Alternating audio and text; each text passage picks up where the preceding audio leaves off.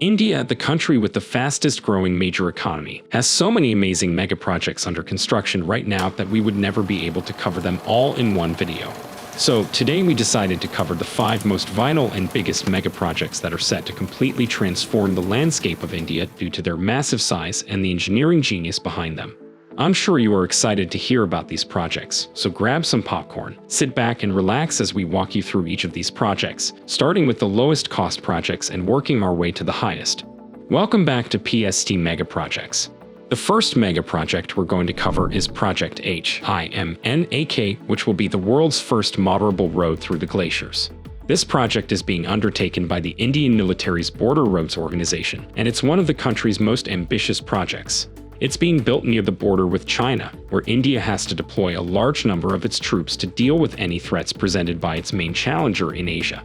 But in these areas with difficult roads and snowy hills, it is very challenging to deliver equipment and ammunition to the soldiers, which is why India is developing the road network in the area from Jammu and Kashmir to Arunachal Pradesh. Project Xinjiang is part of these development efforts, and its goal is to construct a motorable road that runs across the world's tallest glaciers. In other words, it will be a crucial link connecting the region's glaciers, which has long been unattainable. It's located in Ladakh's eastern region and will be built at a height of 17,800 feet. It might not surprise you to know that construction was no walk in the park, thanks to the cold climate in the mountainous region. The snow constantly melts and temperatures fluctuate throughout the year. In fact, the temperature falls to -50 degrees in the winter, and even when summer peaks, it's still freezing at 12 degrees. This has a great impact on the machines used for the construction and puts the workers' lives in great danger, making construction possible during only 4 months each year.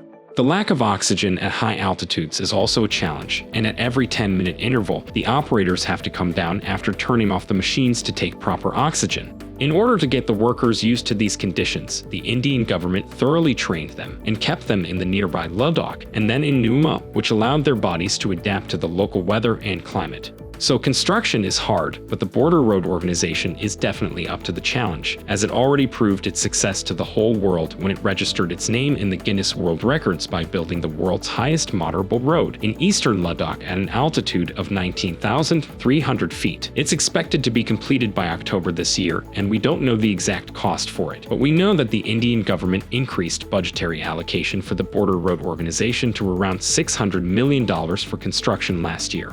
For the second project, we have the $1.6 billion Mumbai Coastal Road. This project stands as one of the largest infrastructure projects in the region, built to become the solution to Mumbai's massive congestion problem. It's an ambitious 29.2 kilometers long venture that has an intricate network of undersea tunnels and interchanges that seamlessly run through the coastal terrain. It's also supported by an extensive land reclamation process in which 25 hectares of land were successfully reclaimed from the sea. The project also pioneered applying a monopole foundation system, which is the first of its kind in India, drawing inspiration from Scotland's Clackmannanshire Bridge. This system offers a more cost-effective and environmentally friendly alternative to traditional foundation methods, reducing the project's environmental impact and the time needed to complete construction. In fact, the monopole foundation system allowed India to trim down the construction timeline by a full 3 months. The coastal road also includes pathways for people to walk on and admire the multiple green spaces that were built accompanying the project, which account for 32% of the project's area. It also has cycling tracks, as well as car lanes. The Mumbai Coastal Road also significantly reduces travel time, especially if you plan to use its new bus rapid transit or BRT system. This system will feature buses with capacities of 190 to 250 passengers and will be an efficient addition to India's public transport sector. The BRT lanes will be easy to tell apart from car lanes, as they will be colored in red, and the lanes will be closely monitored by CCTV to ensure safety, and that the red lanes will only be used by the buses and ambulances when needed. But the project was delayed several times thanks to lawsuits over its social impacts. Some critics have expressed concerns that the project could lead to the displacement of communities that live along the coastline. Despite the delays, Maharashtra Chief Minister Eknath Shinde said recently that the project will be completed by May in 2024. As for the third Indian mega project, we have the $3.6 billion Delhi Regional Rapid Transit System, or RRTS. Delhi is one of the largest cities in the world, and it might claim that title outright by 2030. It's also one of the most polluted, thanks to the city's notorious traffic and non-stop congestion from its nearly 34 million residents. And while the city already has a metro system, it doesn't serve the millions of people in the area around Delhi all trying to commute in, which is why India is undertaking the RRTS, an initiative to connect central Delhi to other Indian cities and districts around it. The first phase of the RRTS will include 3 semi-high-speed rail lines running from the massive new Saraikale station at the heart of the capital into the neighboring states of Uttar Pradesh, Haryana, and Rajasthan. The RRTS will greatly reduce travel time. For example, the first line, which is an 82-kilometer-long corridor heading northeast to Ghaziabad and Meerut, travels at a speed of 180 kilometers per hour, allowing passengers to make the journey in around 55 minutes when it usually takes about 90 minutes by road, and that's without traffic. 800,000 people are expected to use it every day, a figure that is sure to go into the millions once the other lines are operational. The RRTS will also include a central station that will connect all the lines and act as the main interchange between RRTS services, the metro, and the bus network. Most of the lines and stations are being built above ground at heights of up to 17 meters, which means that less floor space is needed, making it easier to work around existing structures, roads, and other obstacles. When the first 3 lines are completed sometime in 2025, they'll be followed by 5 more lines. Once that's accomplished, Delhi's new rail system will offer a quicker, more convenient means of transport for millions of people in and around the city. For the 4th mega project on our list, we have the Mumbai-Ahmedabad bullet train, which is being constructed at a whopping total cost of $18 billion. If you take a look at India's railways now, you'd see that its trains are often slow, overcrowded, old, and uncomfortable, which is why India started building its very first bullet train, modeled on Japan's iconic system. Launched in 2014 by Prime Minister Narendra Modi, this bullet train will link Mumbai and Ahmedabad, both massive economic and industrial hubs, and comes in at just over 500 kilometers long with 12 stations. To give you an idea of how this bullet train will help India, let's say you decided to drive from Mumbai to Ahmedabad, and you were lucky enough to not run into traffic, you'd still have to sit through a 9-hour drive. And if you take the traditional railway train, the time will be reduced to 6 hours, which is still not great. But with a top speed of about 200 miles per hour, over twice as quick as India's current fastest, the trains on the new line will cut that journey time to around 2 hours.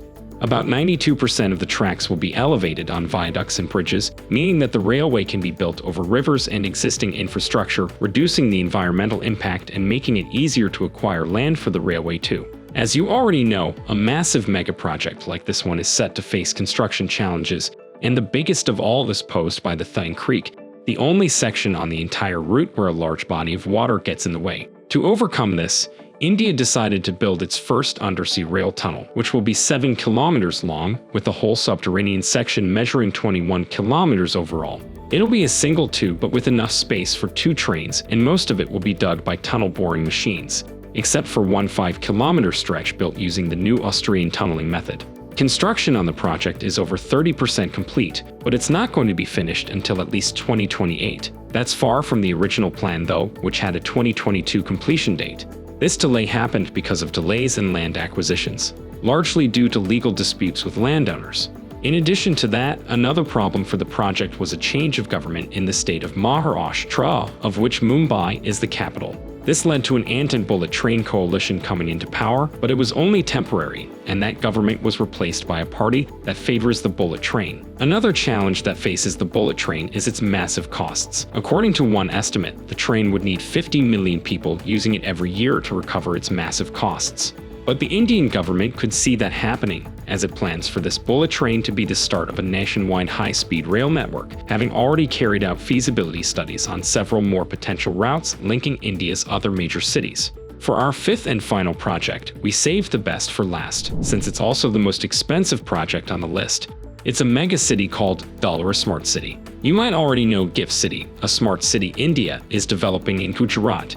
And if you don't know it, you should check out our previous video on it, since this mega city is much bigger in scale as well as twice the cost. This $22 billion city is part of the multi-billion-dollar development project Delhi-Mumbai Industrial Corridor, and the site encompasses about 11,000 hectares of land and is located about 60 kilometers from Ahmedabad, the largest city in Gujarat.